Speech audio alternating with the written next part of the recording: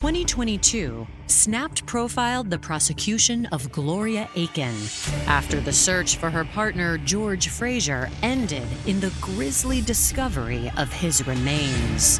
He had been shot in the head twice with a .22 caliber weapon.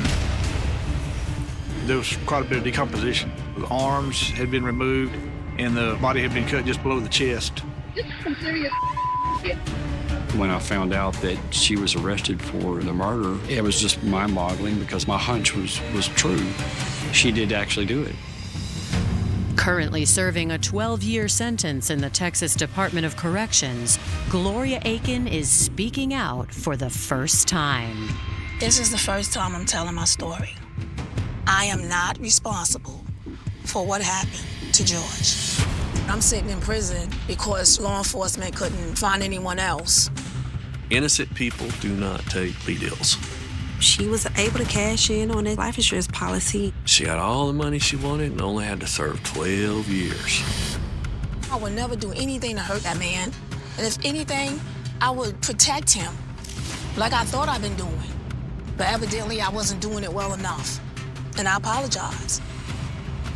There's so many unanswered questions, but the only person that knows the truth is Gloria. My name is Gloria Priscilla Aiken. This is the first time I'm telling my story. I decided to do this interview because the audience needs to hear my side of the story. I'm sitting in prison because, law enforcement couldn't find anyone else. They couldn't resolve the problem because they had no clue, as they claim. Next year, 2026, I max out. So I just want to close that chapter in my life, but I'ma always love my husband. He's my best friend, and I will never forget about him. I believe that Gloria is innocent because I don't think she is the type of person that would do something like that.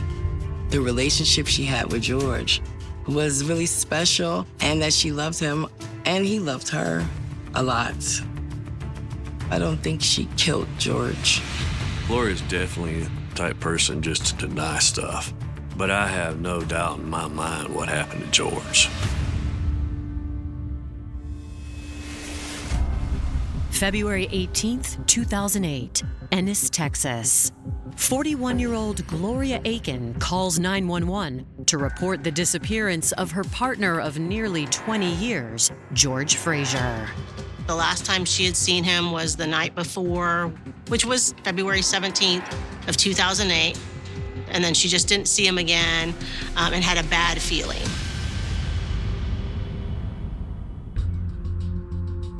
Dispatch sends an officer to George and Gloria's home to file an official report. February 18th, 2008, I was dispatched to a call regarding a missing person, an adult. I responded to the call and met with the lady on the door, which is Gloria Aiken. And she began to tell me that her husband had been missing for about 24 hours. Me and him and our daughter was having dinner, and he got a phone call, and he had to leave. He just left and said he'd be right back. He took a bag with him, and that was it. She had said that George had received a phone call, but she didn't know who it was from, and some people came and picked him up, and he left, and she never saw him again. I tried to call him, straight to voicemail. According to Gloria, George doesn't stay away from home because he would never leave his daughter. Gloria called me and she asked me if I heard from George. And I told her no. And she told me that George hadn't been home. She sounded a little worried, and I was like, I'm sure he'll be home. Like, he doesn't normally go missing, but I'm sure he'll be back. He wasn't on drugs, he didn't cheat on me, so I wasn't sure what was going on because my husband never stayed away that long. He was just a good man. George Frazier was born in Brooklyn, New York in 1965. Joyous and charismatic, George was always known as the family comedian. He was a big guy, but he was more like a humble type person, like, hello, how you doing? Never seen him mad, never seen him angry. Despite George's sunny outlook, Brooklyn in the 1960s wasn't an easy place to grow up. George kind of leaned into that street life, you know. He got tied up with a rough crowd and started doing a lot of street business. And he made a career out of it. Did real well. George's life was forever changed when he laid eyes on Gloria Aiken. I grew up in New York City, Brooklyn, all boroughs, family life. We got along. Me and my siblings and family really enjoyed singing and doing hair and writing. I had fun. I enjoyed my life. At the age of 19, Gloria had her first child, a little girl named Erica. I loved becoming a mother. Motherhood was it was awesome for me. It was different, it was new. I had help from my family, and I really enjoyed it. Unfortunately, the relationship with Erica's father didn't last, so Gloria dedicated her time to creating a good life for her daughter. She was a busy mom, but she was a good mom. Gloria definitely has a New York state of mind. She is driven. Her mentality is a hustle, forward moving, thinking, just do the next thing to get better opportunities for herself. She had big dreams for herself when she was younger, and I like that about her. Gloria's zest for life eventually garnered the attention of George Frazier. We was both introduced to each other.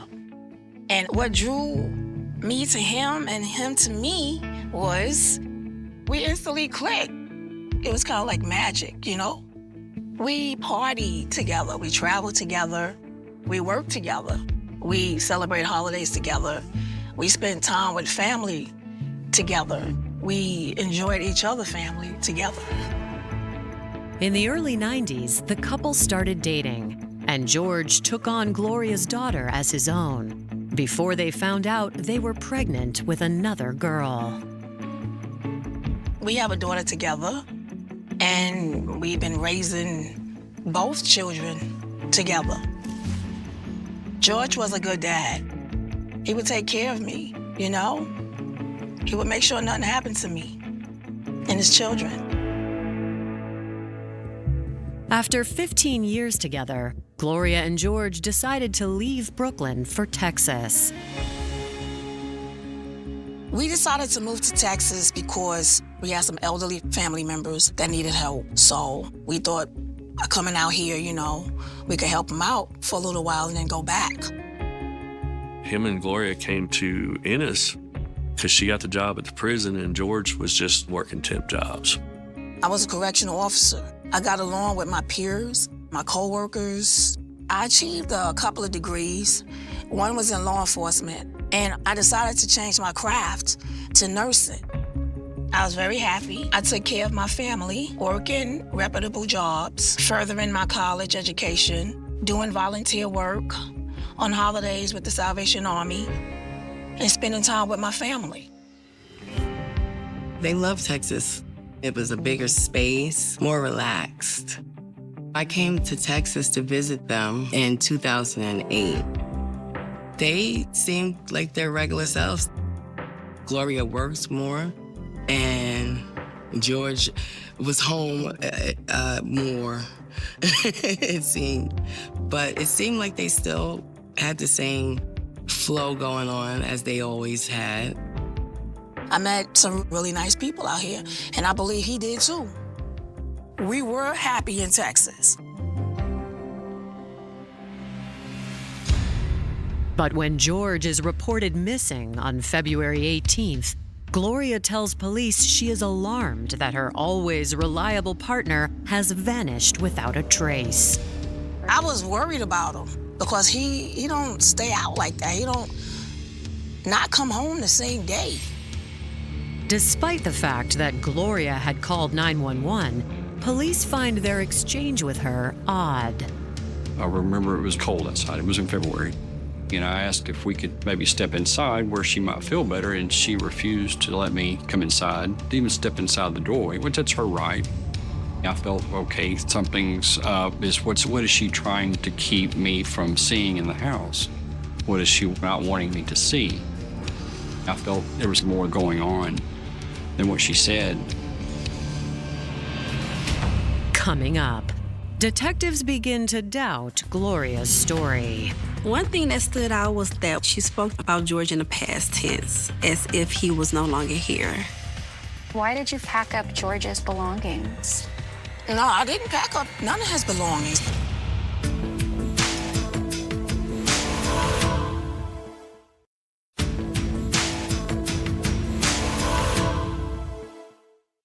In February 2008, authorities in Ennis, Texas are investigating the disappearance of 42-year-old George Frazier after his partner of nearly 2 decades, Gloria Aiken, reports him missing. I just was taking a report and turned it over to detectives. The detective assigned to this case was Detective Gloria Clark. On February 25th, Detective Clark travels to George and Gloria's home to speak with his family. His wallet was still left there at the house. If you're gonna go missing on purpose, you're gonna take your wallet and things that you need, whether it's credit cards, your ID, things that you need to live. She says that there's been no activity on his credit cards. We asked her for the phone information, try to use the phone to track him. But Gloria said his phone wasn't working. George's phone had been turned off shortly after his disappearance. Well, if you want to find somebody, you got to have their phone on. He didn't take a vehicle with him, so we didn't have a vehicle to look for. We couldn't track a phone. There's all sorts of things going on that we would normally do that we weren't able to do. When detectives ask Gloria if she has any theories as to where George might be, she admits she is beginning to fear George's past may have caught up with him. He had a background in narcotics, and he did it starting at a young age. But he came to Texas. It's supposed to be a fresh start for them. Gloria says there's one piece of information she had been afraid to tell police. Gloria Aiken was saying that she felt her husband had gotten into some trouble with some cartel members. I really didn't want the police to get involved, because I felt like maybe, I didn't want to call the police, but I had to.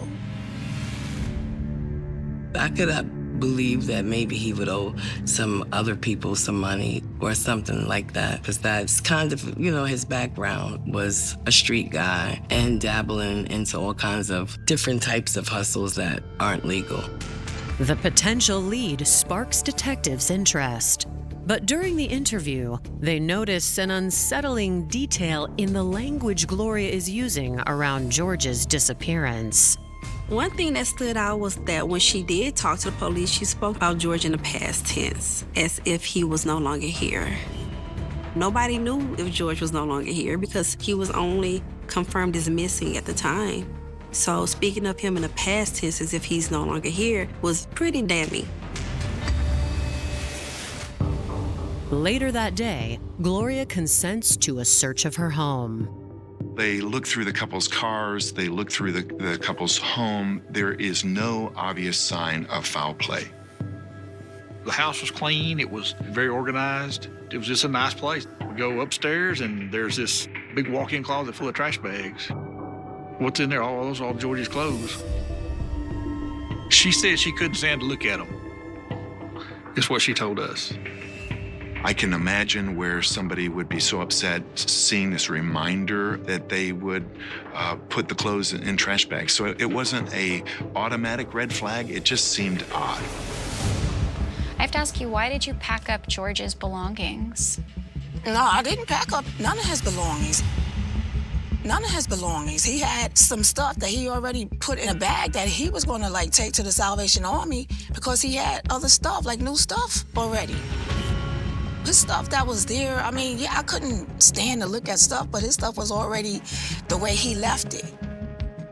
And so they looked at it and was talking like I did something. Back then, Gloria made a statement to police that she packed the clothes because she couldn't handle looking at them. But now she's stating that George packed the clothes and he was going to give them away to Salvation Army. It's totally different stories. I think she just didn't remember what she told. It's been years past, and when you don't tell the truth, you don't remember what lie you told and who you told it to. Detectives next reach out to George's friends, hoping for a lead. George wouldn't have just run off and went anywhere for anything. He didn't have anything to do or go anywhere. George, he was a family man. He was about his family.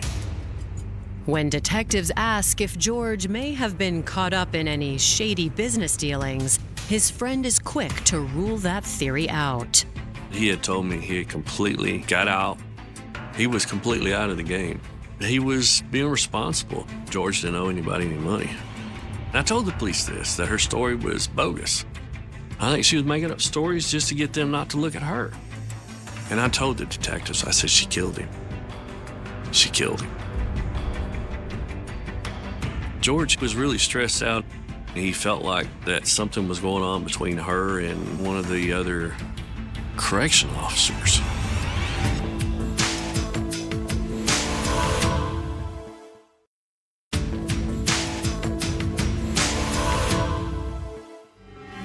February 25th, 2008.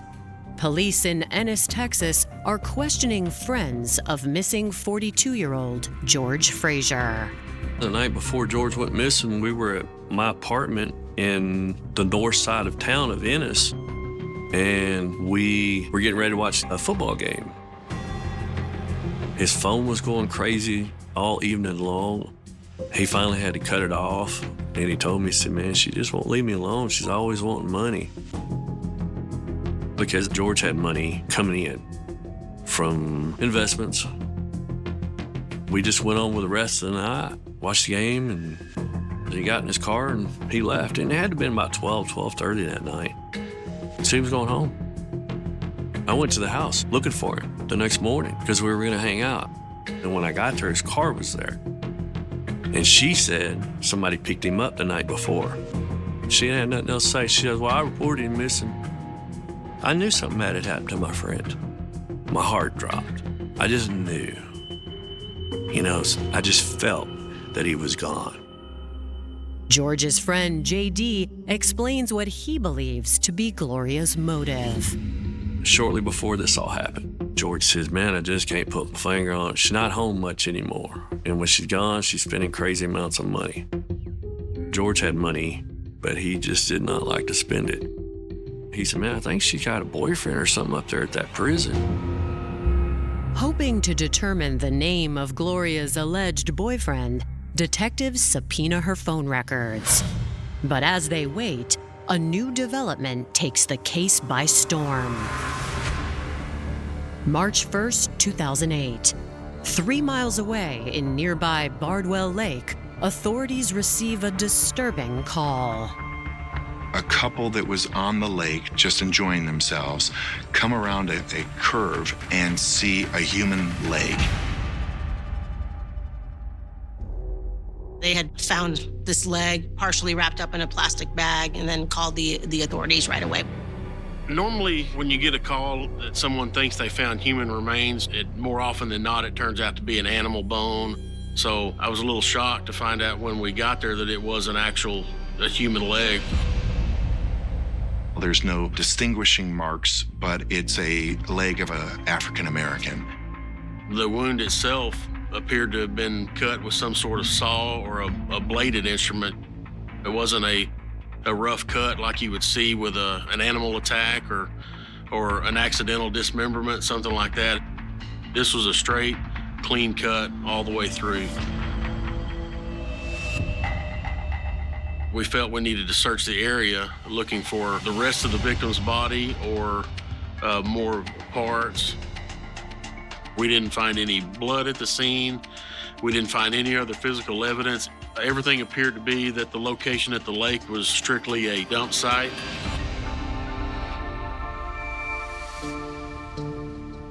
Detectives immediately send the severed limb to the coroner for analysis and search the missing persons database.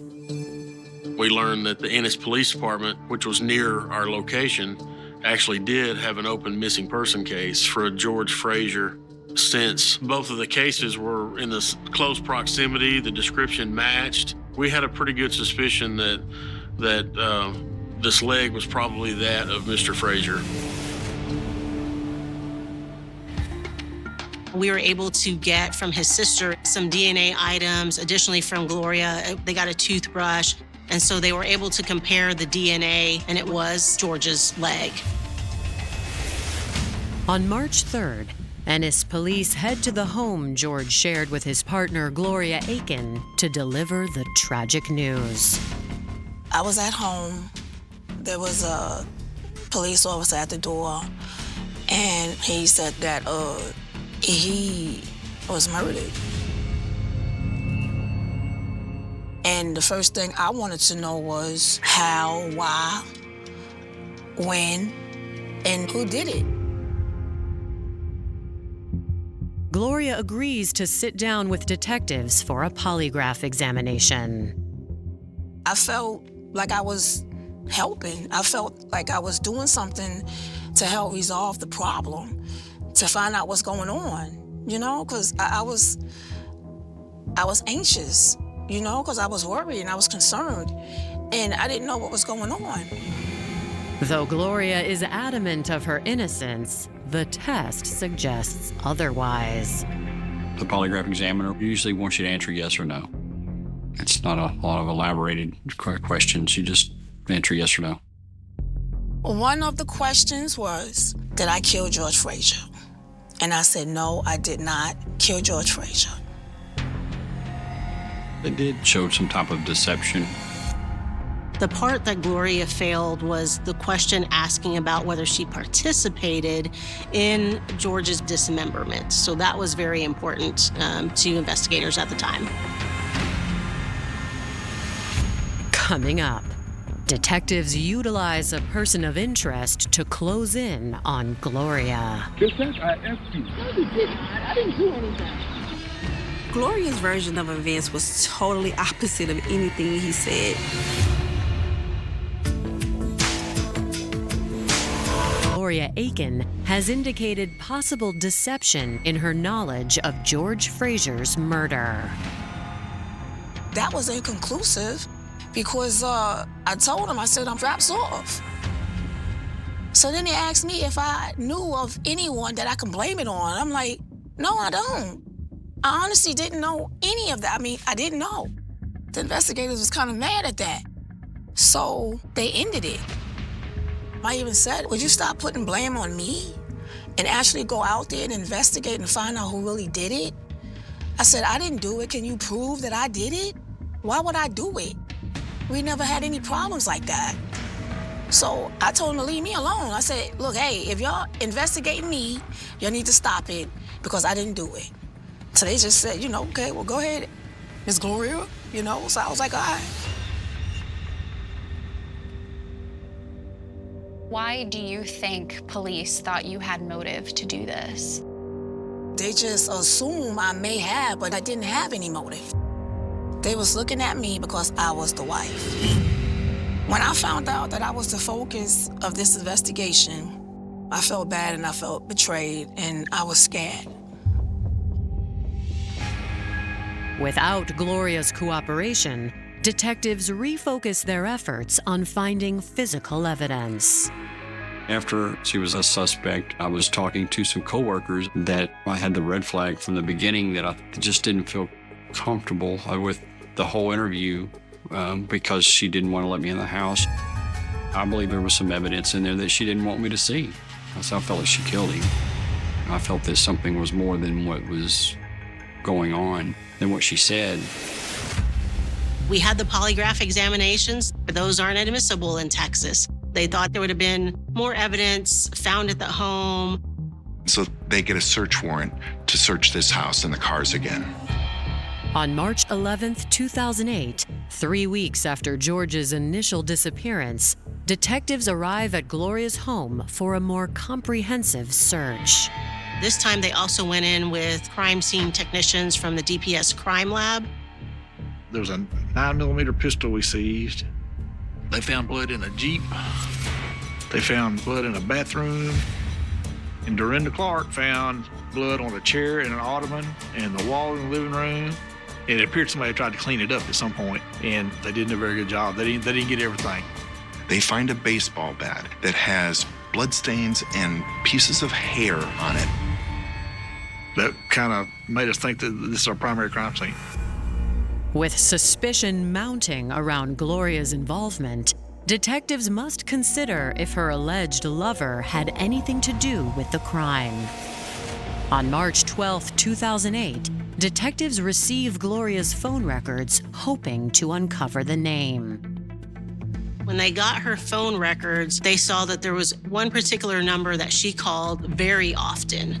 That person ended up being Mr. Odetola. He was a person who also worked with her at the prison. On March 21st, detectives head to the Hutchins State Jail to interview Olatunbosun Odetola. He admitted he'd been dating her since like August of '07. She had told him that she wasn't married, that she was living with 2 old aunts that were rich and would cut her off if they knew that she was seeing anybody. They saw each other regularly. He would rent a hotel room in Corsicana, which is about 30 minutes down the road. I would not call it an affair. He was my co-worker. A little liquor got involved, and unfortunately, it happened one time. When detectives break the news that Gloria did, in fact, have a partner of nearly 20 years, Olatunbosun appears genuinely shocked. He says that he had no idea who George was, didn't even know that Gloria was in a relationship with anyone. He confesses that he had been in the home, but had no idea that George even existed. We never talked about our families, but we both knew each one was married. We both knew that. Olatunbosun says that within the past 3 weeks, Gloria had asked him to move in with her. She's going to invite another guy to move in with her. After George had been reported missing, Dad told me that, he's not coming back.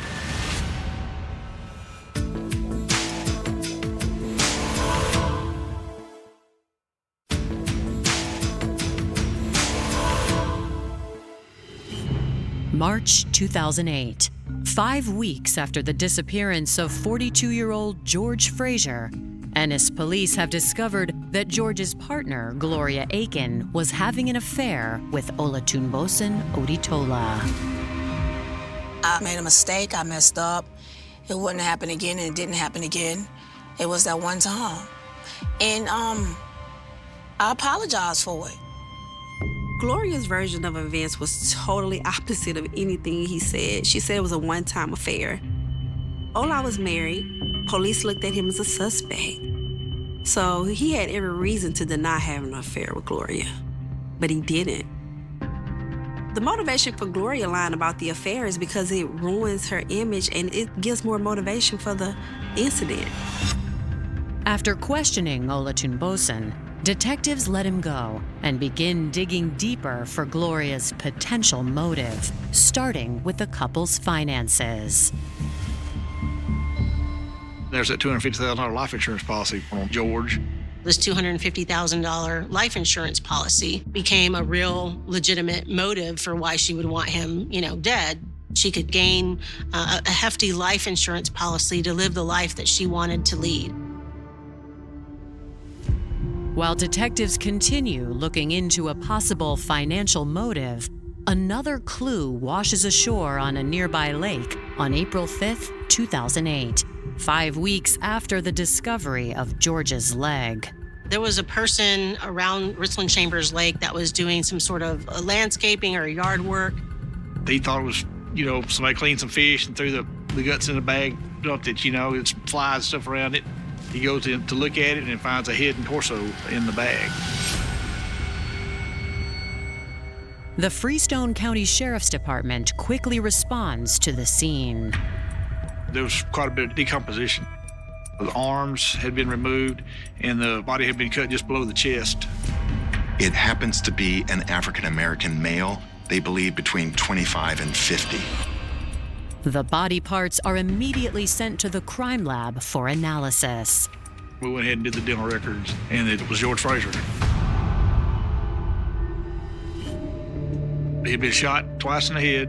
It was a .22 caliber pistol. They were looking for a small caliber gun, like a .22. I believe she had a 9mm in her house, so it did not match.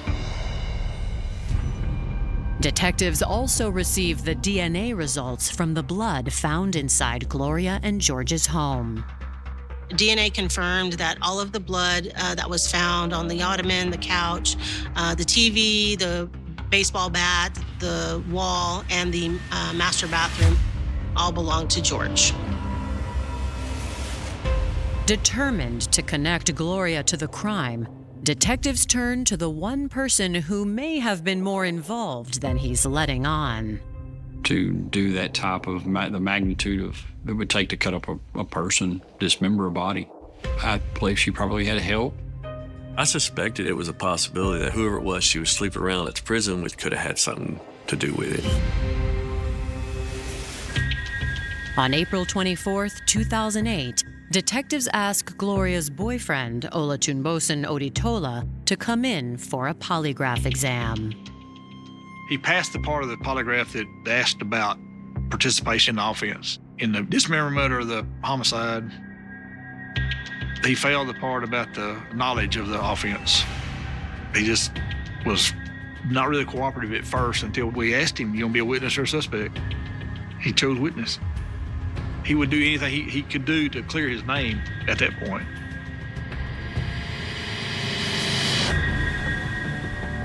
On April 25th, Olatunbosun agrees to wear a wire during a conversation with Gloria. Ah, Lord. Do you know that before I was with them, anybody, I was with them for like 8 hours yesterday. What? Man, everything. They know everything from A to Z. So what? Check it out. Gloria, you told me you don't have any man living with you. But they said you live together. He was really pressuring her to give him some type of truth. They said they're going to arrest me. Because they said I helped you committing the murder. They said I helped you. No, you didn't. I didn't do anything. This is some serious Yeah. right? So you need to listen and chill out, okay? Just listen. Man, they know everything, everything. What? Everything like what? What do they know? Everything. As their conversation gets increasingly heated, management from a nearby restaurant notices the disturbance and calls police. We okay? Can we help you? Check me that out, please. What's going on this morning, man? I don't know. What are you fighting about? No, we're not fighting, we are just talking. The officer's presence puts an end to the argument and any chance of Gloria incriminating herself on the wire. I'm leaving or I'm going. Without a confession from Gloria, the case quickly loses momentum. I would have wanted a confession because it was all circumstantial. We took what we had to the DA's office. The chief felony prosecutor reviewed it, felt like it was enough to arrest, but not enough to prosecute. There weren't any post-polygraph admissions that were made by either Mr. Oditola or Gloria that we could use. I don't think anybody realistically believed that Mr. Oditola did any of this. We still had to prove that she intentionally and knowingly, caused his death. Though detectives try to build a case, 5 years pass with no developments. So Gloria's case was put on hold for a while, and she was able to cash in on that $250,000 life insurance policy. She sent her daughter off to Alaska, and she was 15 years old which was strange. Like, why would you send your child to live with family in Alaska? Did she have information? Did she know something? I found out that the job that I had, the officials got involved with it and told them to relieve me of my duties and without any reasonable explanation. So I just said, I'm gonna just move around, okay, and find another place to support myself and my family, which I did. I had family in South Carolina, and I was welcome, you know, to South Carolina. I loved the weather, the state, the people. They was nice. No one never came to me and told me not to leave the state of Texas. I didn't think, you know, that they would come after me several years later.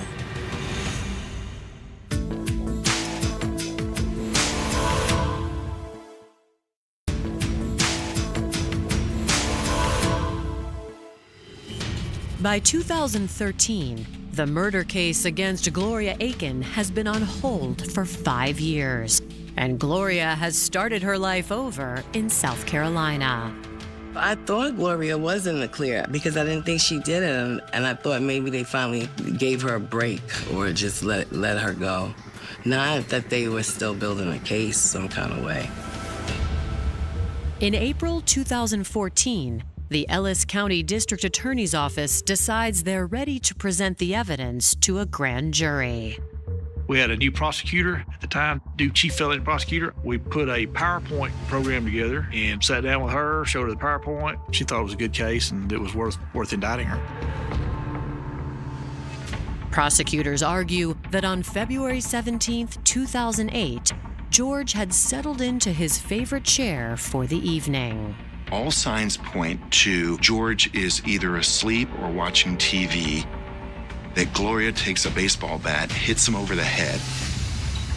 I think to disable him, to knock him out, and then finish him off with the pistol.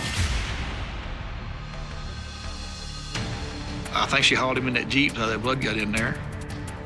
Cut him up with a battery-operated saw of some type. Put him in bags and took him to the lake. I always thought that there might have been another party involved, that might have been an accomplice, but we just didn't have the evidence. All of the facts and circumstances were brought out to the grand jury, and they ultimately decided to indict her for a murder.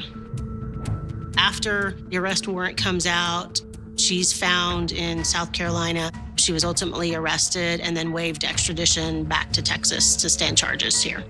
We tried to interview at the Ellis County Jail. She didn't want to talk to us, and she started crying. I was shocked when I was indicted. I was nervous. I just wanted to get over with. When I found out that she was arrested for the murder, it was just mind-boggling because I felt that it was just, my hunch was true, that she did actually do it. In 2016, while Gloria awaits trial, the case is dealt a final blow when lead detective Dorinda Clark passes away from cancer. You lost your lead investigator at that point. We, really realized that we were not going to be able to do this trial because of Dorinda Clark not being available. We decided we needed to plea this out and get the best, best option we could in the end. On May 19, 2017, prosecutors offer Gloria a plea deal, reducing her murder charge to manslaughter. They just kept saying, well, we offering you this time. If you don't take this 12 years, we're going to give you 50 to 100 years. I decided to take the plea bargain for 12 years because I was scared. When I found out that she pled guilty to the manslaughter, I was shocked by it and surprised. But I understand why she would plead guilty to 12 years because it's 12 years you get to come home one day. Innocent people do not take plea deals. If you didn't do it, you didn't do it. You took a plea deal because you know you got away with it. George was a great guy. you know, and she took the opportunity for so many people to get to know a great guy. And in the end, she got all the money she wanted and only had to serve 12 years.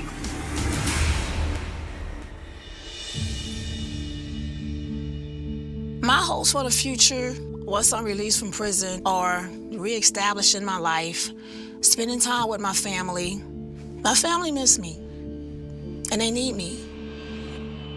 I know Gloria didn't kill George, so I know that the police charged the wrong person for George's murder. That was a mistake.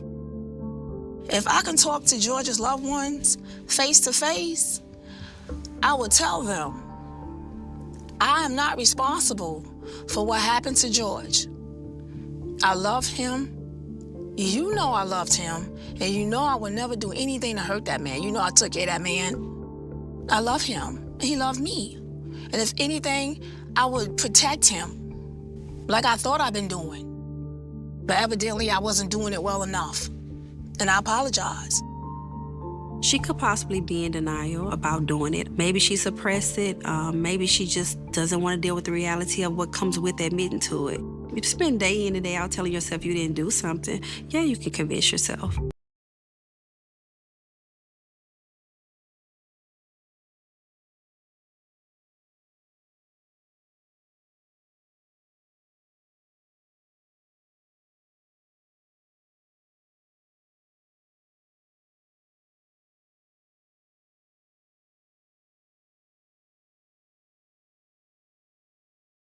Nobody expected Forgotten Storage Box to reopen one of Florida's most haunting mysteries. It wasn't hidden inside a secret bunker. It wasn't buried underground. It was sitting quietly on a metal shelf, covered in dust, untouched for 14 years, while an entire community slowly convinced itself that the truth would never return. But truth has a dangerous habit. It waits. It hides. It survives. On a humid evening in September 2010, 29-year-old Emily Carter left her office in Jacksonville, Florida, and vanished into thin air. No screams, no struggle, no witnesses running for help. Just an ordinary woman ending an ordinary workday. At 6:18 p.m., security cameras captured her walking toward her car with a coffee cup in one hand and her purse over her shoulder. She looked relaxed, calm, completely unaware that her life was about to become one of Florida's most disturbing unsolved mysteries. At 8:47 p.m., her phone suddenly stopped transmitting a signal. Then silence. The next morning, her car was discovered abandoned near an empty boat ramp nearly 20 miles away. The engine was cold. The driver's door was unlocked. Her purse remained inside, her wallet untouched, her keys missing. There were no signs of robbery. No signs of an accident. No signs of a struggle. It looked wrong. Too clean. Too deliberate. Investigators flooded the area. Dive teams searched the water. Helicopters scanned nearby woods. Dogs tracked scents that abruptly vanished. Nothing. The entire city entered a state of disbelief. Because Emily Carter wasn't someone who disappeared. She was organized, predictable, reliable. She called her parents every evening. She never missed appointments. She always answered messages. Then suddenly, nothing. Television stations exploded with coverage. Florida woman mysteriously disappears. Cold trail grows colder. Family begs for answers. Her smiling photograph appeared everywhere. Gas stations, store windows, local newspapers, billboards.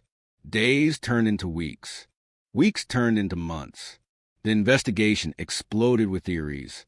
Kidnapping, stalking, carjacking, an obsessed admirer, a stranger, a serial predator. Every possibility was examined. Every possibility collapsed. Thousands of tips arrived. None survived scrutiny. Meanwhile, investigators uncovered something unsettling. 3 weeks before disappearing, Emily had told a co-worker something strange. She felt like someone was watching her. Not every day, not constantly, just enough to make her uncomfortable. At first, she dismissed it. Then she changed her parking spot. Then she altered her route home. Then she stopped talking about it entirely. That terrified detectives. because fear often disappears for one of two reasons. Either the threat goes away, or the victim stops believing anyone will listen. Meanwhile, detectives reconstructed her final day. Emails, phone calls, receipts, surveillance footage, everything. Then they found something odd. At 5:41 p.m., Emily received a phone call.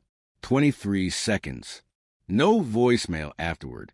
No follow-up messages. Just one brief conversation. The number belonged to a prepaid cell phone. Unregistered. Impossible to trace. Then another anomaly emerged. At 6:34 p.m., traffic cameras captured a dark pickup truck driving behind her vehicle.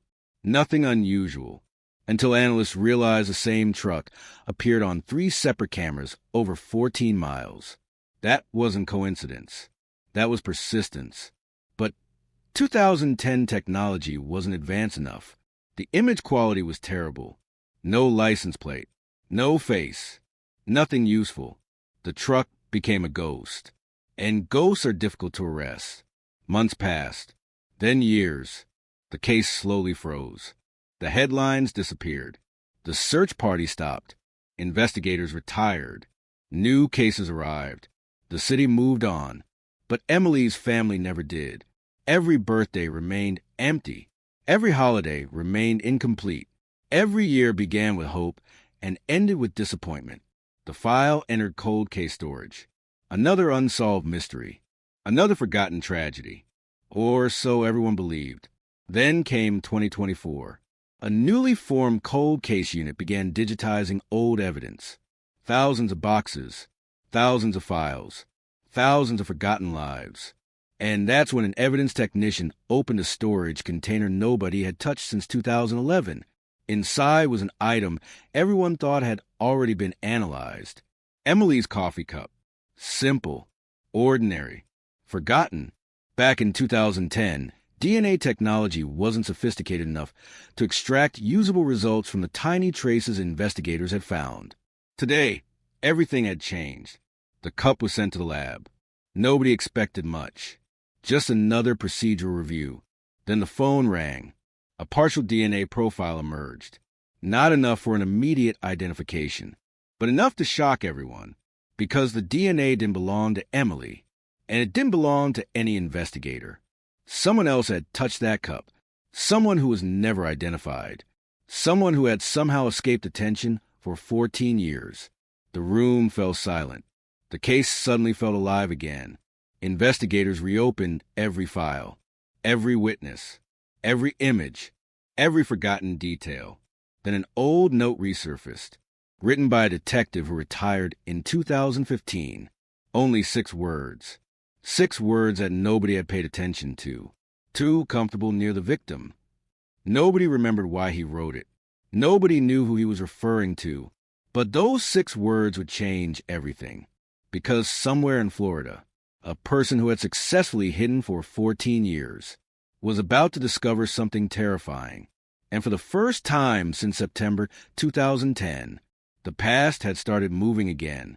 There is something deeply unsettling about old evidence waking up after years of silence, because when a cold case begins moving again, it doesn't simply reopen a file. It reopens fear. And in Florida, 14 years after Emily Carter vanished without a trace, fear was quietly returned to everyone connected to her final day.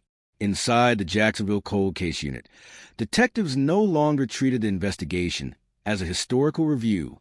This was now an active hunt. The atmosphere changed overnight. Coffee cups piled up. Lights stayed on long after midnight. Investigators stopped saying the victim. They started saying Emily again. That alone meant something. Because once a case becomes personal, people stop looking backward. They start chasing. Meanwhile, the laboratory expanded the DNA analysis.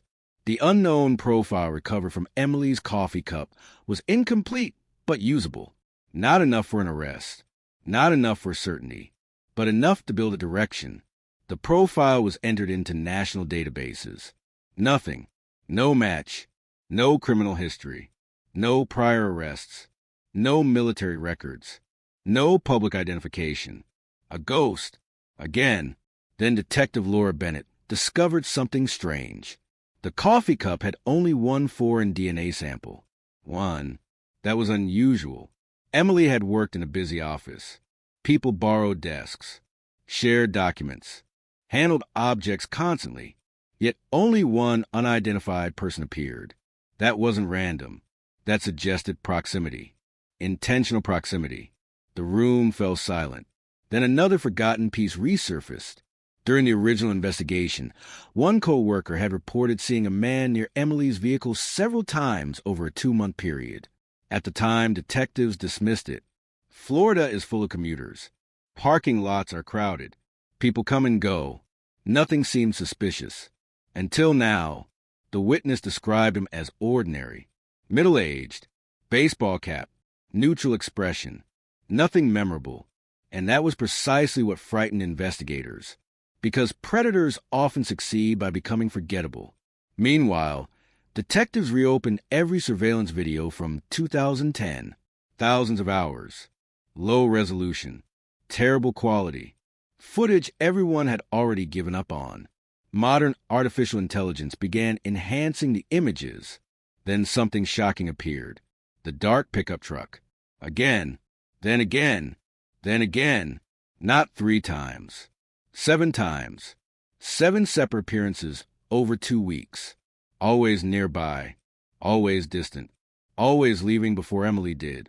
Nobody spoke, because the conclusion was obvious. This wasn't a coincidence. This wasn't a random driver. This was surveillance. Someone had been watching her. Then Detective Bennett noticed something even stranger. The truck never parked close, never interacted, never approached. It simply waited. Patience. Patience is dangerous, because patient people rarely act impulsively. Patient people plan. Back at headquarters, another discovery surfaced. Emily had visited the same convenience store every Tuesday morning. Routine. Normal. Then investigators reviewed old payment records. Someone else had the exact same pattern. The same time. The same location. Every Tuesday.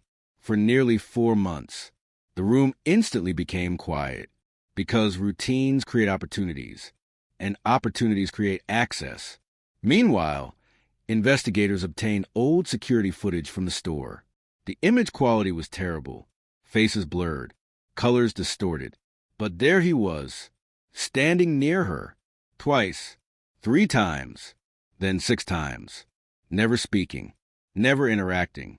Simply existing nearby. The same baseball cap. The same posture. The same unsettling calmness. Then Detective Bennett said something nobody expected. He wanted her to notice him. The room turned toward her. She continued. Not enough to scare her. Just enough to become familiar. That was terrifying, because familiarity lowers defenses. Human beings naturally trust repetition. If we see someone enough times, they stop feeling like strangers, and strangers are dangerous. But familiar faces? We ignore them. That may have been a strategy all along. Meanwhile, another retired detective joined the review team. Daniel Hayes, 34 years in homicide investigations. He sat quietly reviewing old witness statements. Then suddenly he stopped. One sentence caught his attention. A gas station employee had once said, "He smiled too much." Nobody understood what it meant until Hayes explained. Real witnesses behave differently. They're nervous, confused, concerned. This person sounded comfortable. Too comfortable. The exact same feeling investigators had encountered in countless other cases. Then another bombshell arrived. Traffic analysts reconstructed Emily's final route using modern software. A horrifying detail emerged. She wasn't being followed at the end. She had been followed for almost an hour. An entire hour. The same truck. The same distance. The same strategy. No sudden pursuit. No aggressive behavior. Just patience. Again, that word kept returning. Patience. And patience meant experience. Meanwhile, outside headquarters, life continued normally. Children went to school. Boats crossed a river. Tourists filled the beaches. Nobody realized one of Florida's oldest ghosts had started breathing again. Then came another discovery, a phone tower analysis. Technology in 2010 had limitations. Technology in 2024 did not. The prepaid cell phone that called Emily at 5:41 p.m. had briefly connected to another device. Just for a second, one invisible handshake between signals, then disappeared forever. But investigators now had a new target. A second phone, a real phone, registered, documented, still active today. The room froze because suddenly the past wasn't dead anymore. It had a pulse. Then Detective Hayes whispered something chilling. If this is him, he never changed phones. Nobody answered because that possibility was terrifying. What kind of person keeps living normally after 14 years? What kind of person wakes up every day believing they are safe? What kind of person survives that long without a mistake? Only one kind. Someone who believes the world forgot. And that belief can be dangerous because confidence creates errors. Then another anomaly surfaced.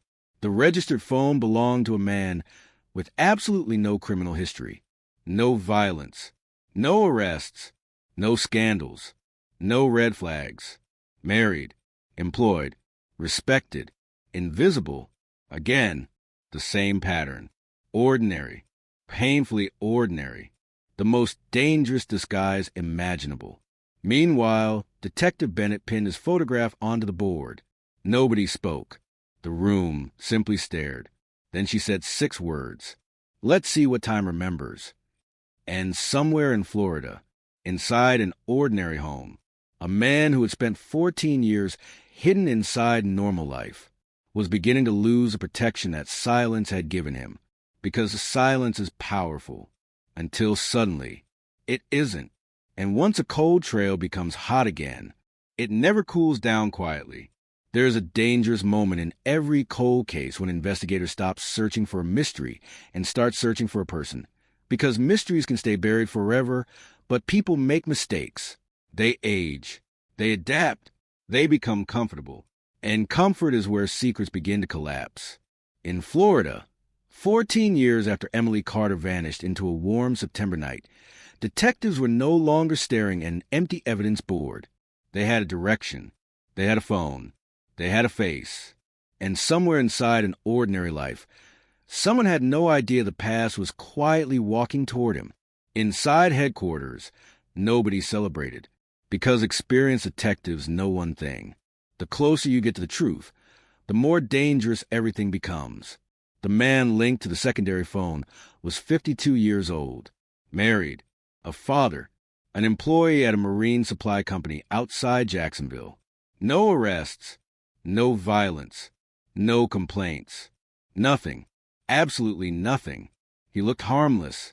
That unsettled everyone, because truly dangerous people rarely look dangerous. His name stayed confidential. Only a handful of investigators had access. No leaks, no media attention, no public suspicion, just observation. Meanwhile, surveillance operations began. No confrontation, no interviews, no sudden movements, just patience. The same patience investigators now believed he had used 14 years earlier. At 6:05 a.m., he left his house.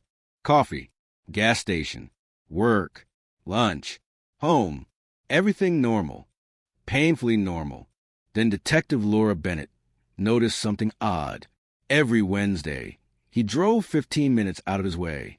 No explanation, no appointments, no purchases, no obvious destination. Just driving, then stopping near a small public park. The same park. Every week, for 14 years. The room fell silent, because repetition always means something. Investigators followed carefully. He parked, sat in his truck, did nothing. 20 minutes, then left. No phone calls, no meetings, no exercise, nothing. Just sitting, staring, then leaving. That disturbed everyone, because humans rarely repeat meaningless behavior for 14 years. Back at headquarters, analysts expanded the timeline. Then another shocking detail surfaced. Emily used a jog in that exact park. Every Wednesday, at exactly the same time. The room froze. Nobody moved. Nobody needed to. The implication was obvious. This wasn't random.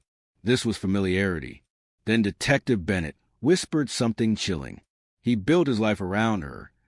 Nobody answered, because everyone felt it. The invisible walls protecting him were starting to crack. Meanwhile, another breakthrough emerged. The enhanced footage from a convenience store was finally complete. For the first time, investigators could study his behavior in detail. Not his face, his body language. That was enough. He never wandered, never browsed products, never appeared distracted. His attention always returned to one place, Emily. Then he left shortly after she did. Every single time. That wasn't coincidence. That was routine surveillance. Meanwhile, outside headquarters, Florida carried on normally. Palm trees swayed. Boats crossed the water. Tourists filled the beaches. Nobody realized one of the state's oldest ghosts was beginning to lose its shadow. Then another discovery arrived. An old notebook, forgotten, written by Detective Robert Hayes in 2010. One sentence. 8 words. Check the truck owner one more time. Nobody ever did. The investigation had become overwhelmed back then. Thousands of vehicles. Thousands of leads. Resources disappeared. The clue died. Until now, detectives reopened vehicle registration records. The dark pickup truck from the footage. Model identified. Color identified. Partial modifications identified. Then suddenly, one vehicle aligned. One. The room became completely silent. The registration history led directly to him. Nobody moved for several seconds. Because after 14 years, the invisible threads were becoming ropes. Then surveillance teams noticed something new. He had started changing routines. 5 minutes earlier, 10 minutes later, different roads, different stores, small adjustments. Nothing dramatic, but enough. Detective Bennett stared at the monitor. Then she said, "He feels pressure." Nobody argued, because instinct recognizes instinct. And people carrying secrets often react before they understand why. Meanwhile, investigators obtained permission to review his financial history. Nothing unusual. Until they reached October 2010, 3 weeks after Emily disappeared. A purchase stood out. Industrial cleaning supplies. The exact same category investigators previously associated with microscopic residue found in Emily's abandoned car. The room went cold. Another thread, another connection, another piece of protection disappearing. Then came an even stranger discovery. For 14 years, every September, he took a day off work. The exact same date, September 14th, the day Emily vanished. No vacations, no family events, no appointments, nothing. He simply stayed home. Every year, nobody spoke. Because humans create rituals around important events. The question was simple. What was he remembering? Meanwhile, surveillance continued. That evening, he opened an old storage container in his garage. Inside were newspapers, boxes, photographs, receipts. He stared at them, then quickly closed everything again. The investigators couldn't see what was inside, but they saw his face. And for the first time, fear. Very small, very brief, but enough. A crack. After 14 years of perfection. A crack. Michael Hayes sat quietly reviewing the board. Then he said something nobody would forget. People think cold cases die because evidence disappears. The room looked toward him. He continued. They die because people become invisible. Nobody answered, because he was right. For 14 years, this man had become invisible. And invisibility is powerful. Until somebody starts looking again, then suddenly, everything changes. And somewhere in Florida, inside an ordinary house, a man who believed history had abandoned him, was running out of places to hide, because time had changed sides. And once time turns against you, it never stops walking. There's something terrifying about a person who spends years hiding in plain sight, because after enough time passes, they stop pretending. They stop being careful. They begin to believe their own story. And in Florida, 14 years after Emily Carter disappeared without a trace, investigators were beginning to understand that their suspect had not simply escaped justice. He had built an entire life around the assumption that justice would never return. Inside headquarters, the investigation entered a new phase. No longer reconstruction.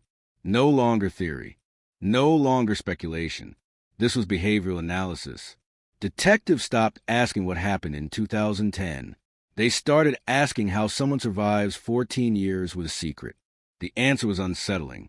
Routine, control, predictability. The suspect lived with military precision. 6:03 a.m. Wake up, 6:18 a.m. Coffee, 6:41 a.m. Leave home, 12:15 p.m. Lunch, 5:52 p.m. Drive home, 8:30 p.m. Television, 10:02 p.m. Lights out, every day, almost identical. 14 years. The room fell silent because investigators recognized something dangerous. Routine wasn't his personality. Routine was his protection. People who fear chaos often create structure. People hiding secrets become addicted to control. Then another discovery surfaced. His internet history. Nothing suspicious. No violent searches. No news obsession. No criminal forums. Nothing. Then analysts noticed something subtle. Every year in September, he searched the same phrase. Can DNA evidence expire? The room instantly froze. Every year, the same question, over and over again, for 14 years. That wasn't curiosity. That was fear. Meanwhile, surveillance teams remained active. The suspect looked normal. Too normal. He smiled at neighbors, opened doors for strangers, talked about sports. Nothing alarming. That unsettled investigators even more, because monsters rarely announce themselves. They blend in. They become forgettable. Then Detective Laura Bennett reopened an old witness statement from 2010. A woman who lived near Emily's office remembered something strange. A dark truck parked for hours. The driver never left, never ate, never used his phone, just waited. At the time, detectives couldn't prove anything. Now they could. The truck, the routine, the phone records, the timeline, everything was converging. Meanwhile, another technological breakthrough arrived. Investigators reprocessed cell tower data using advanced mapping software. A horrifying pattern emerged. The suspect's phone had been near Emily dozens of times before her disappearance. Not once, not twice, dozens. Restaurants, parking lots, the convenience store, the jogging park, even a bookstore she occasionally visited. The room went completely quiet. This wasn't chance. This was an encounter. This was obsession. Then Detective Bennett said something chilling. He didn't choose a moment. Everyone looked at her. He chose a person. That changed everything, because random crimes happen quickly. Obsession grows slowly. Obsession studies. Obsession waits. Obsession learns. Meanwhile, outside headquarters, Florida continued breathing. Traffic moved. Schools closed for the day. Families gathered for dinner. Nobody realized one of the state's oldest secrets was beginning to unravel. Then another anomaly surfaced. Investigators examined his employment history. He had never stayed at one company for more than 6 years. Always leaving before becoming deeply connected. Always moving before becoming memorable. That pattern disturbed behavioral analysts, because people protecting secrets often avoid permanence. The fewer attachments you create, the fewer people notice changes. Then something else emerged. He had never taken a photograph inside his house. Not one. Family vacations. Yes. Birthdays. Yes. Restaurants. Yes. But inside the house? Nothing. Zero. The room grew uneasy, because people naturally photograph their homes. Unless there's something they never want documented. Meanwhile, Surveillance teams observed another odd behavior. At exactly 9:17 p.m., he walked into his garage, locked the door, stayed inside for 26 minutes. Every night. No exceptions. Nobody knew why. The investigators obtained thermal imaging. He wasn't exercising, wasn't repairing equipment. He was sitting, motionless, staring at shelves. Every night. 14 years. That terrified Detective Bennett, because rituals are rarely meaningless. Back at headquarters, another retired investigator arrived. Thomas Green, 70 years old. He had briefly worked the original case. He stared at the board for several minutes. Then he said something nobody expected. "I remember him." The room instantly turned silent. "Are you sure?" Green nodded slowly. He was helpful. Nobody spoke. He continued. Too helpful. The room froze. Then the memories started returning. The suspect volunteered information, suggested theories, pointed investigators toward unrelated leads. Always available, always calm, always cooperative. That was terrifying, because some predators don't run from investigations. They insert themselves into them, to observe, to adapt, to survive. Then Green said something that sent chills through everyone. He never asked about Emily. The room remained silent. Every other witness asked if she would be found. He paused. He never did. That changed everything, because empathy leaves fingerprints too. Meanwhile, somewhere across Florida, inside a perfectly ordinary house, a man sat alone in his garage once again, motionless, silent, unaware that 14 years of protection were collapsing around him, one clue at a time, one memory at a time, one mistake at a time, because secrets have a lifespan, sometimes months, sometimes years, sometimes decades, but eventually, every secret begins to rot from the inside, and once that process starts, there is no stopping it, because time had finally stopped protecting him. Now, time was preparing to expose him. Here is a point in every cold case when the investigation stops being about evidence and starts becoming a race against psychology, because evidence sits quietly inside boxes, but people react. They adapt. They panic. They make mistakes. And in Florida, 14 years after Emily Carter vanished into a warm September night, detectives could feel something changing. Not in the case. In him. Inside headquarters. Nobody said his name anymore. The atmosphere had become too serious for that. The suspect was no longer a possibility. He was becoming a reality. Every clue, every movement, every forgotten memory, everything pointed toward the same ordinary man, living an ordinary life. But ordinary lives rarely generate 14 years of fear. Meanwhile, surveillance intensified. At 6:14 a.m., he left his house carrying a small black bag. That was unusual. He never carried bags. Not once during weeks of observation. Detectives immediately followed. He drove 20 minutes south, parked beside a river, got out, stood there for several minutes, then threw something into a public trash container. Nothing dramatic, nothing suspicious to an ordinary person, but to investigators, it was enormous, because people who live through routine rarely break routine without reason. The trash container was recovered immediately. Inside the bag were shredded papers, hundreds of pieces, old papers, yellowed edges, aged ink. The forensic team worked carefully. Hours passed. Then fragments began to emerge. A newspaper article. September 2010. Emily Carter's photograph. Then another fragment. Missing Jacksonville woman. Then another.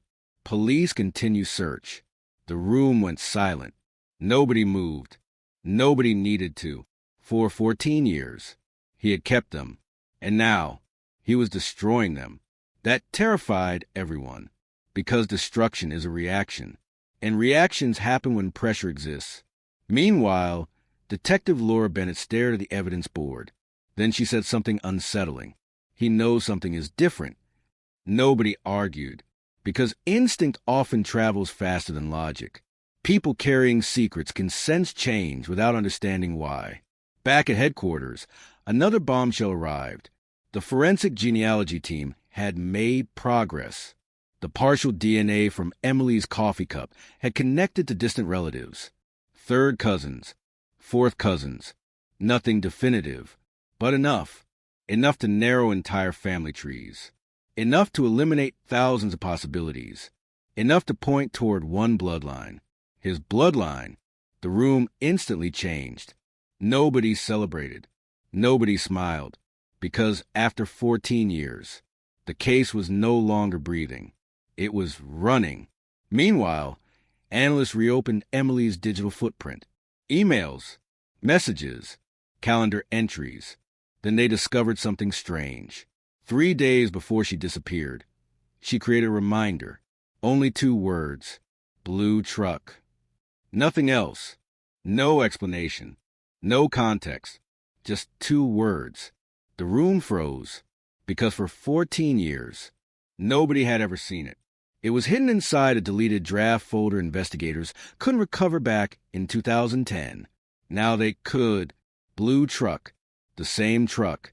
The same truck appearing in surveillance footage. The same truck connected to him. Suddenly the entire room felt smaller. Then Detective Bennett whispered. She knew. Nobody answered. Because everyone felt the same cold wave of realization. Emily knew something was wrong. She noticed. She remembered. But she ran out of time. Meanwhile, outside headquarters, Florida continued moving normally. Tourists walked beaches. Children rode bicycles. Palm trees swayed beneath the wind. Nobody realized an invisible clock had started ticking. Then surveillance teams noticed another anomaly. The suspect skipped his weekly visit to the park for 14 years, every Wednesday, without exception. Now, nothing. That terrified investigators, because broken rituals mean psychological instability. People abandon rituals when fear enters the equation. Then he did something even stranger. He drove past Emily's old office. Slowly, very slowly. The building had changed ownership years ago. Nobody there remembered her. Nobody recognized him. Yet he circled the block twice. Then left. Michael Hayes stared at the footage. Then he quietly said, "He's revisiting history." Nobody spoke, because they understood. People carrying long-term secrets often return to the beginning when the end approaches. Then another discovery emerged. Investigators obtained archived GPS maintenance data from his truck. Tiny fragments remained. Almost nothing. But enough. Enough to reveal one horrifying truth. On the night Emily vanished, his truck was near the abandoned boat ramp. The room went completely silent for several seconds. Nobody moved. Nobody breathed. Because that was it. The invisible wall protecting him was collapsing, one piece at a time. Then Detective Bennett leaned back in her chair. Exhausted, she looked at the evidence board, then at Emily's photograph. Then she said 6 words. He borrowed 14 years from time. Nobody answered, because that was exactly what he had done. He didn't escape. He borrowed time, and borrowed time always expires. Meanwhile, inside a quiet Florida home, a man sat alone at his kitchen table, drinking coffee, watching television, looking perfectly normal. But detectives knew something he didn't. His world was shrinking. The walls were moving closer. The past was accelerating. And for the first time since September 2010, the silence protecting him was beginning to break. Because every cold case eventually reaches the same terrifying destination, the moment when history stops hiding. And once history starts moving, it never moves backward again. There's a terrifying shift that happens when a cold case stops depending on luck and starts depending on inevitability. Because at that point, investigators are no longer wondering if the truth exists. They are wondering how much time remains before the truth exposes itself. And in Florida, 14 years after Emily Carter disappeared into a September night, time was running out. Inside headquarters, nobody looked at the investigation board the same way anymore. It was no longer a collection of clues. It had become a countdown. The coffee cup, the truck, the phone records, the hidden calendar note, the DNA, the surveillance patterns. Every line pointed toward one person, one ordinary man, one invisible life, one dangerous secret. Meanwhile, surveillance teams remained active. The suspect woke up at 5:58 a.m., earlier than usual. He sat on the edge of his bed, motionless, for nearly 8 minutes. That was new, very new. Then he stood up, opened the curtains, looked outside. Nobody was there, but he kept looking, longer than normal. Then he closed them again. Detective Laura Bennett immediately noticed. Routine disruption. Again, pressure was increasing. People carrying secrets rarely panic all at once. They leak anxiety in tiny pieces. One hesitation, one altered habit, one unnecessary glance.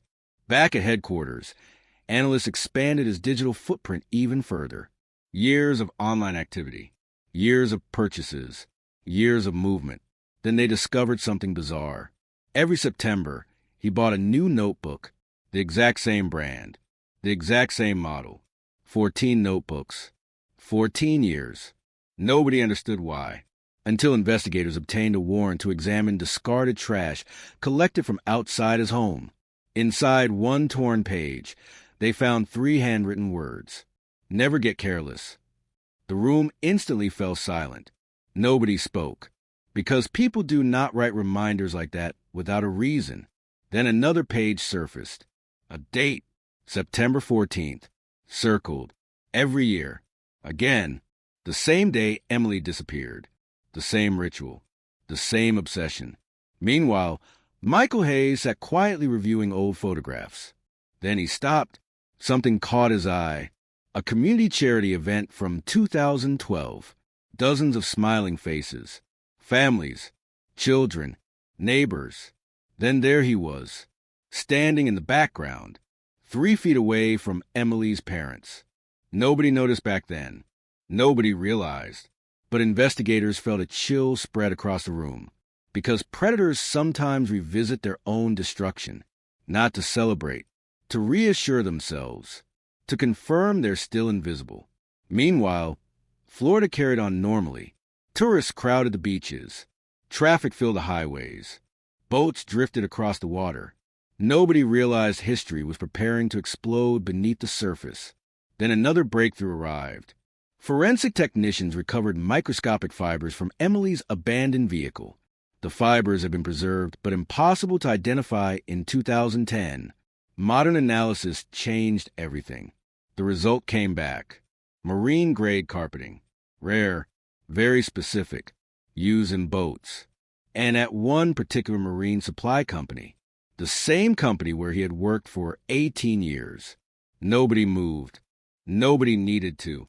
Another wall had collapsed. Then Detective Bennett quietly said he brought work home. The room remained silent, because criminals often do. They use what is familiar, what they understand, what nobody questions. Meanwhile, surveillance teams observe him after work. He entered his garage, locked the door. Again, 26 minutes. Again. Then investigators noticed something new. He opened an old metal cabinet, removed a box, stared at it, then put it back. His hands were shaking, just slightly, but enough. Cracks were spreading.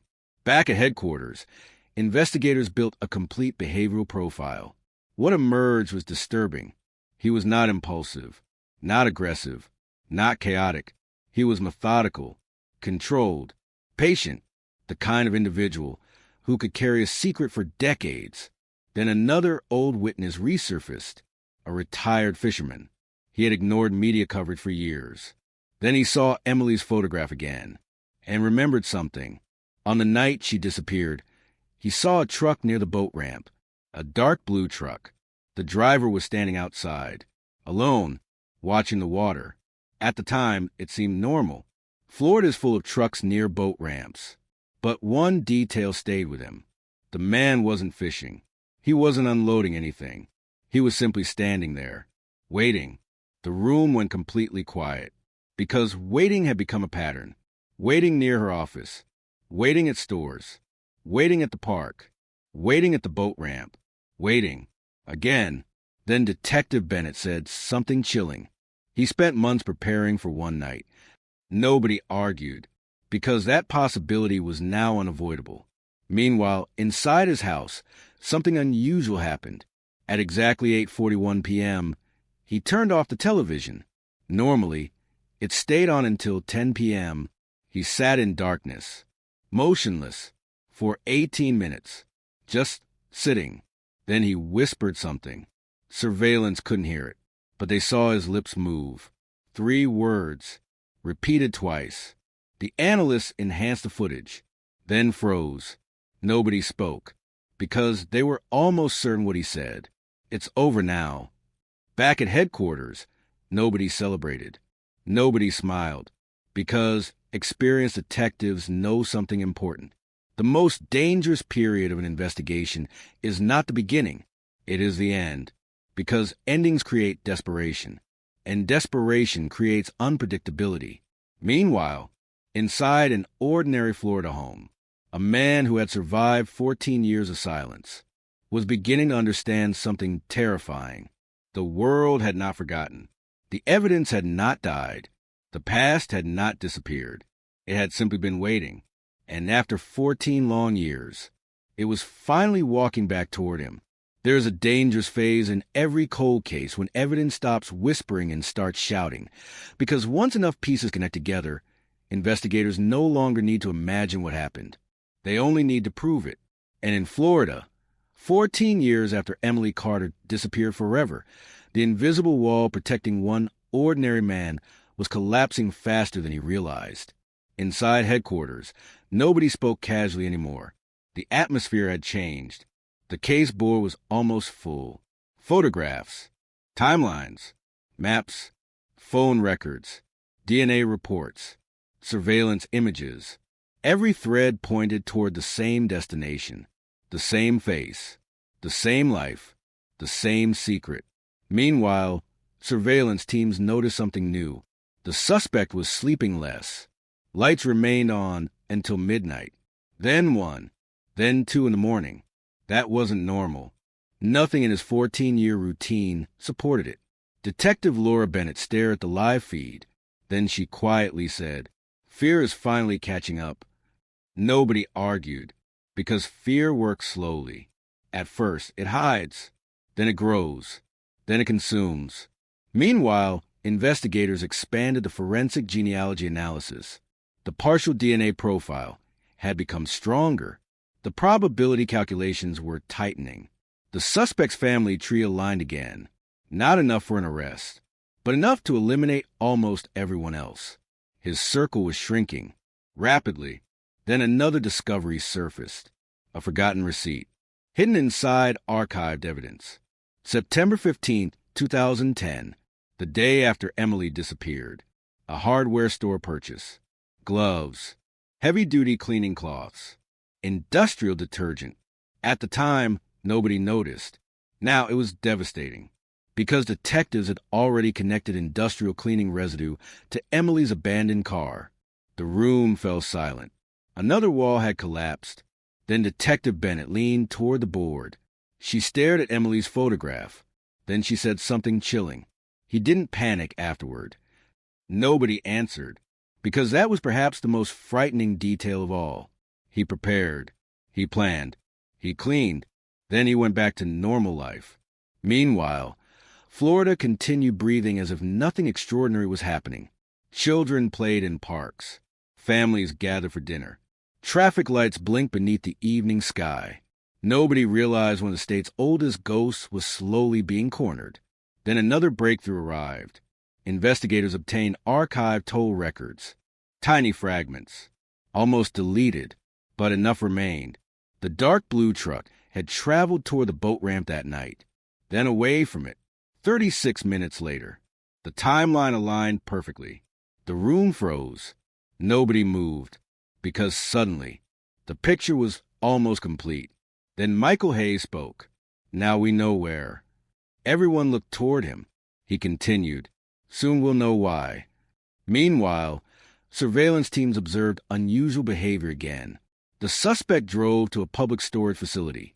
He had never visited it during the investigation. Not once. He entered, stayed inside for 17 minutes, then left empty-handed. The detectives immediately obtained a warrant. Hours later, investigators entered the unit. Inside, nothing looked unusual. Old furniture, boxes, holiday decorations. Then they found another container. Locked, dusty, heavy. The forensic team opened it carefully. Inside were dozens of newspapers. All about Emily. Every article, every anniversary, every update, every public appeal. 14 years. Preserved, organized, cataloged. Nobody spoke, because nobody needed to. The meaning was obvious. He never forgot, not for one day. Then investigators discovered something even more disturbing. On the inside cover of one newspaper, 7 handwritten words appeared. Stay calm and nobody will know. The room instantly became silent.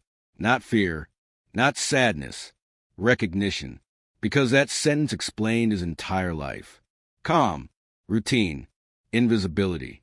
That was his survival strategy. Meanwhile, another witness resurfaced, a former employee from his workplace. She remembered something strange. Back in 2010, right after Emily disappeared, he suddenly changed. Not dramatically.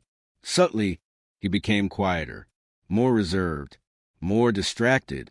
Then, after a few months, he returned to normal, as if a storm had passed. That detail hit detectives hard, because guilt often behaves that way. It erupts, then settles, then hides, until something wakes it up again. And now, it was awake. Meanwhile, inside his home, another crack appeared. At exactly 7:32 p.m., he opened a drawer, removed an old photograph, stared at it, then burned it in the sink. Surveillance couldn't identify the image, but they identified his face. He looked exhausted, 14 years exhausted. Then Detective Bennett whispered. He sang goodbye. Nobody answered, because everyone understood. People carrying secrets often begin destroying memories when they sense an ending approaching.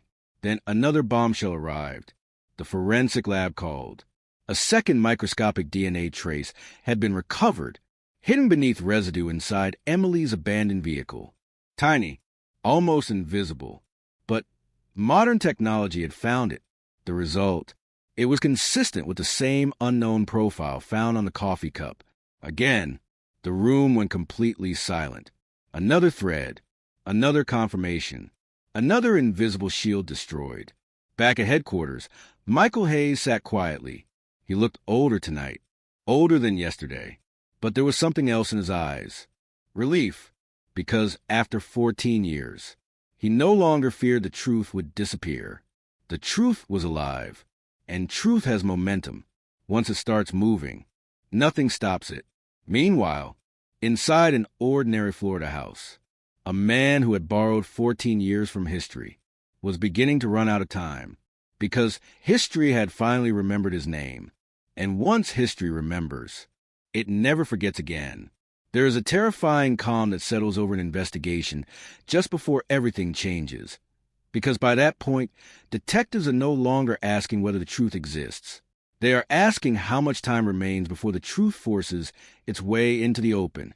And in Florida, 14 years after Emily Carter vanished into a September night, that moment was getting dangerously close. Inside headquarters, the evidence board no longer looked like a collection of clues. It looked like a confession waiting to happen.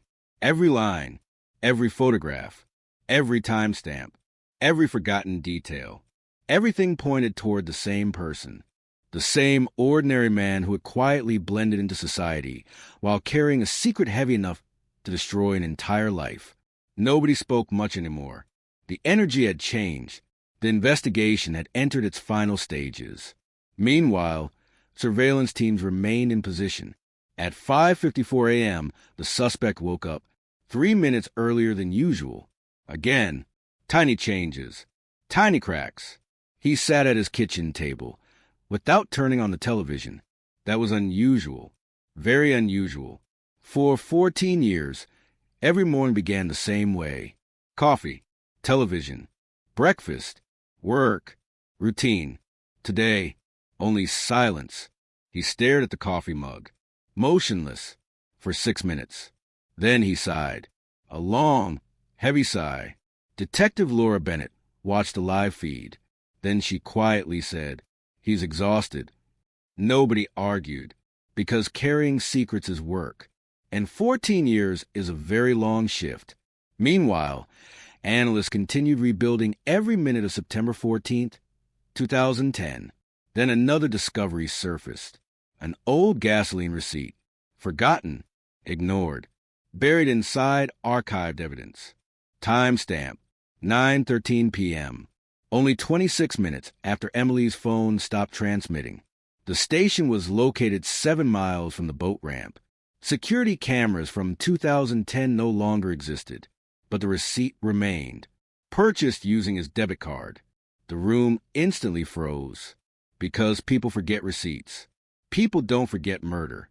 Another thread had connected. Meanwhile, Florida continued its ordinary rhythm. Palm trees swayed.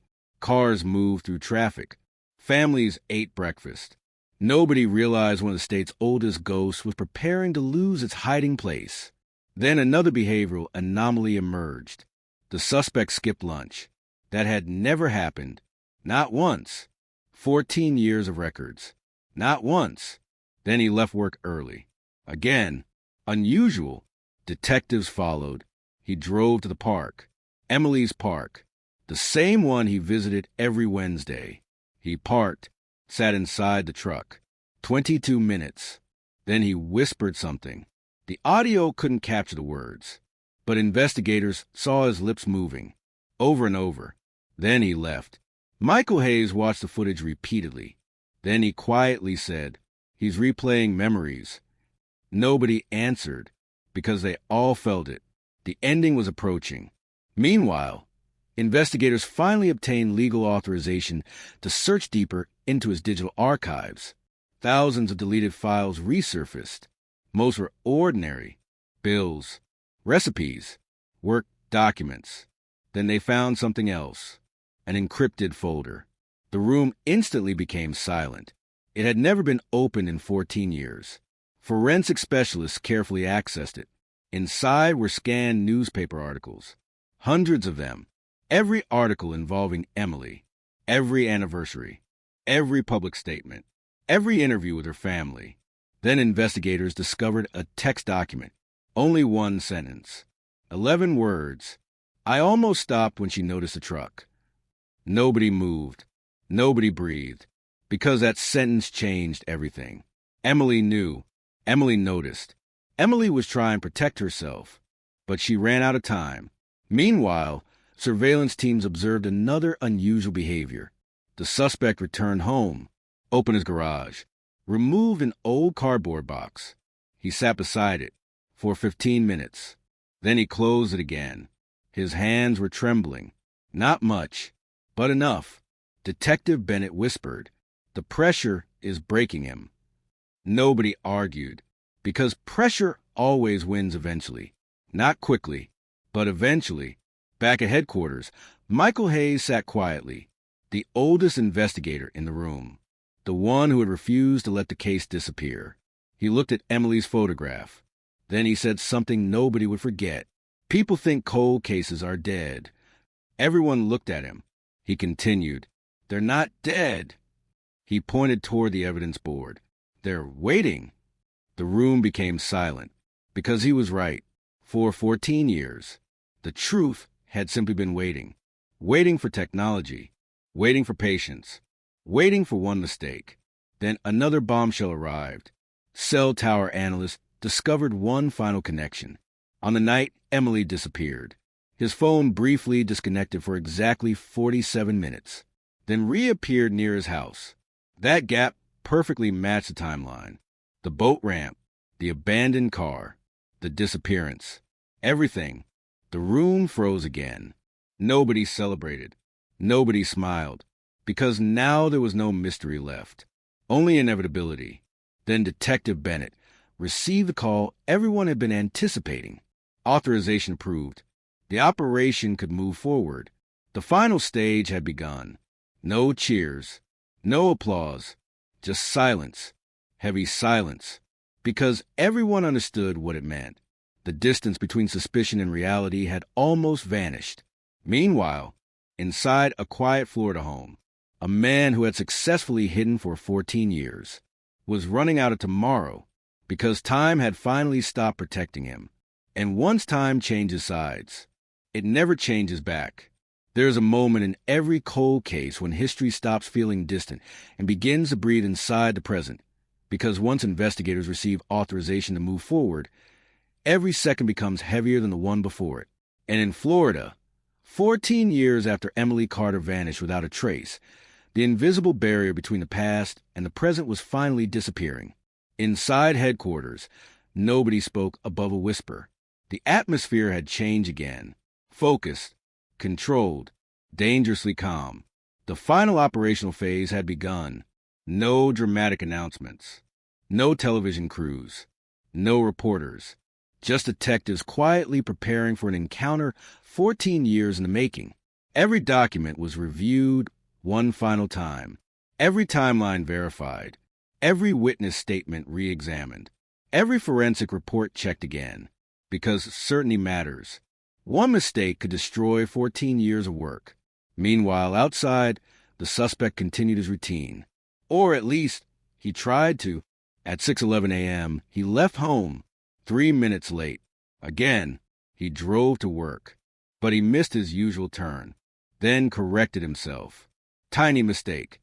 Tiny crack. Detective Laura Bennett watched the live feed, then quietly said, "He's distracted." Nobody argued, because distracted people leak information through behavior, and behavior never lies. Back at headquarters, another team analyzed the encrypted files recovered from his computer. Most were newspaper articles. Some were television transcripts. Then they found something else. A hidden spreadsheet. The room instantly froze. Inside were dates. Hundreds of dates. Every major update connected to Emily's disappearance. Every anniversary. Every media interview. Every police press conference. Every development. Cataloged. Organized. Tracked. For 14 years. Nobody spoke. Because nobody needed to. The meaning was obvious. He never moved on. He never forgot. He was monitoring the case. Constantly. Then another entry caught investigators' attention. September 18, 2010. 4 words. News coverage slowing down. The room became silent. That sentence changed everything. Because it revealed relief. It revealed awareness. It revealed someone measuring danger.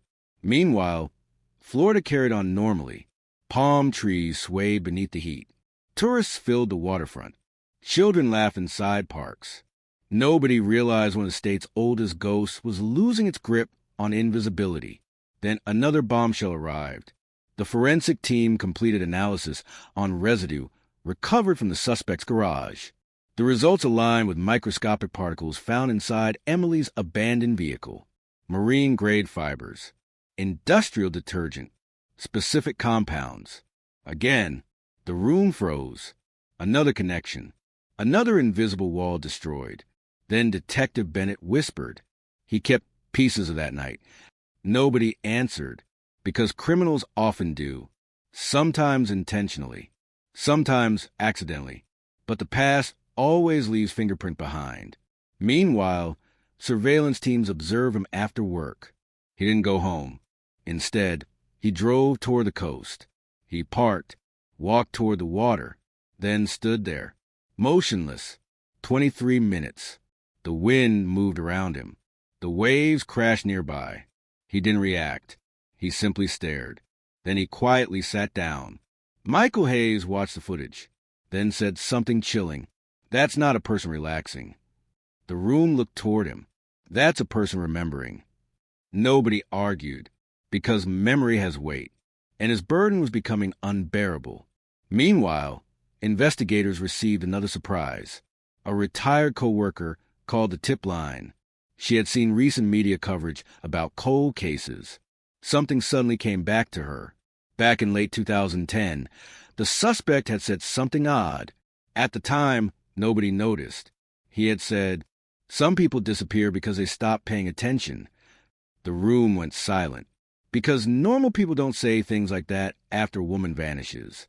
Then another discovery surfaced. His phone activity. For 14 years, every September 14th, he turned his phone off for exactly 1 hour.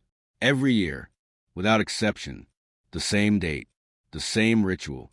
Nobody spoke, because rituals are memories in disguise. Back at headquarters, Michael Hayes sat quietly. He stared at Emily's photograph. Then he looked toward Detective Bennett. "Do you know what the biggest mistake was?" She looked at him. He answered himself. He believed time was protecting him. The room became silent, because time protects nobody. Time only delays consequences. Eventually, everything returns. Meanwhile, inside his house, the suspect did something he had never done before. He opened every curtain, every window, every blind. Then he walked from room to room, looking outside, over and over, again, again, again. The surveillance team immediately noticed. Hypervigilance, fear. The final cracks were spreading. Then Detective Bennett received another call. The final operational briefing was approved. Tomorrow would be different. Tomorrow would change everything. Nobody celebrated. Nobody smiled, because experienced detectives understand something. The end of an investigation is not exciting. It's heavy, because justice does not erase pain. It simply ends uncertainty. Meanwhile, inside an ordinary Florida house, a man who had spent 14 years believing silence would save him was running out of places to hide, because the truth was no longer walking toward him. It was already standing at his front door. And soon, history would finally ask for its debt to be repaid. There is a silence that exists only once in an investigation, a silence that arrives when every question has been asked, every clue has been connected, and every possible escape route has disappeared. Because at that point, detectives are no longer chasing the truth. The truth is already there. It is simply waiting to be acknowledged. And in Florida, 14 years after Emily Carter vanished into a September night, that moment had finally arrived. Before sunrise, headquarters was already alive, not with noise, with focus. Computers glowed softly. Documents covered every table. Phones remained silent. Every investigator moved with deliberate precision. Nobody rushed, because once an operation begins, there is no second attempt. Meanwhile, outside, Florida looked completely ordinary. The sun climbed above the horizon. Traffic slowly filled the roads. Coffee shops opened their doors. Boats drifted along the water. Life continued. It always does. Nobody realized history was about to return. Inside his house, the suspect woke up at 5:56 a.m., 2 minutes earlier than yesterday. He sat at the kitchen table, prepared coffee, opened the newspaper, then stopped. He didn't read it. He simply stared at it, motionless, for almost 5 minutes. Detective Laura Bennett watched the live feed, then quietly said, "He didn't sleep." Nobody argued, because exhaustion had become visible. The 14-year burden was getting heavier.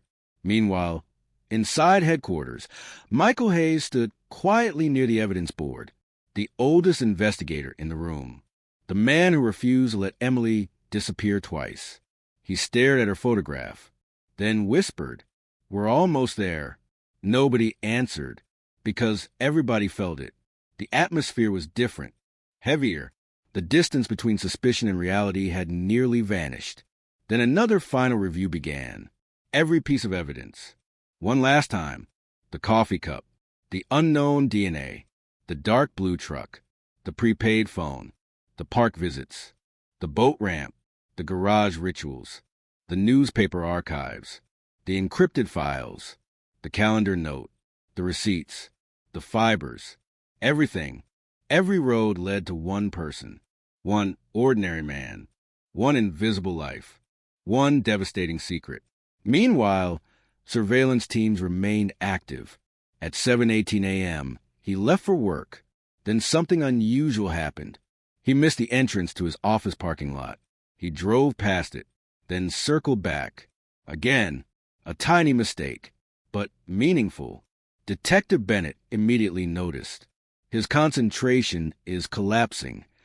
Nobody argued, because prolonged fear eventually destroys routine.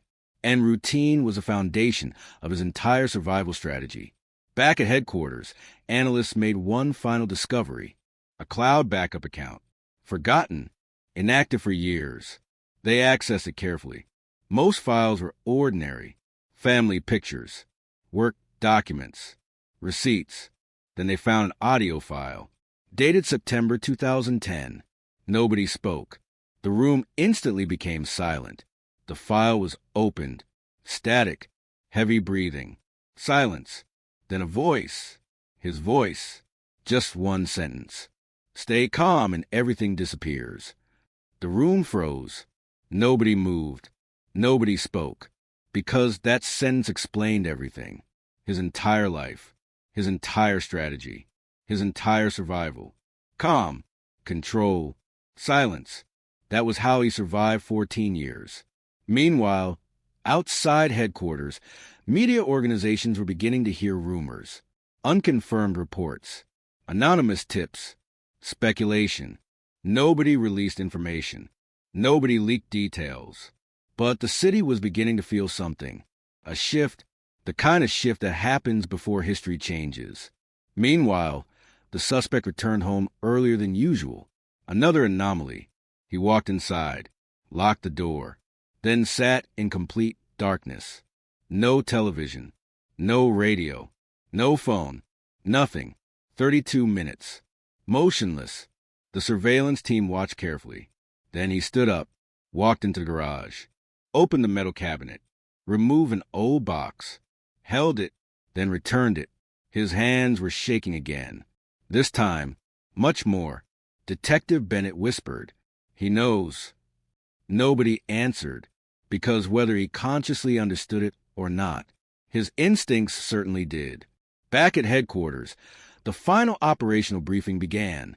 Every investigator listened carefully. Every role assigned. Every movement rehearsed. No mistakes. No surprises.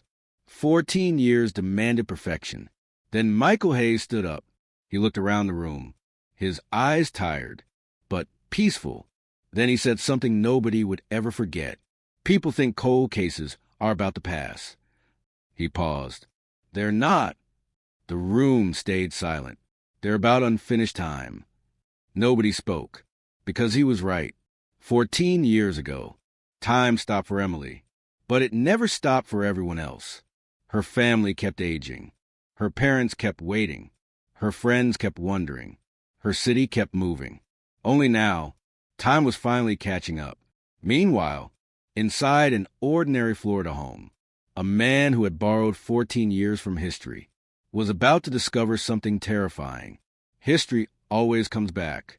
Not loudly, not suddenly, patiently.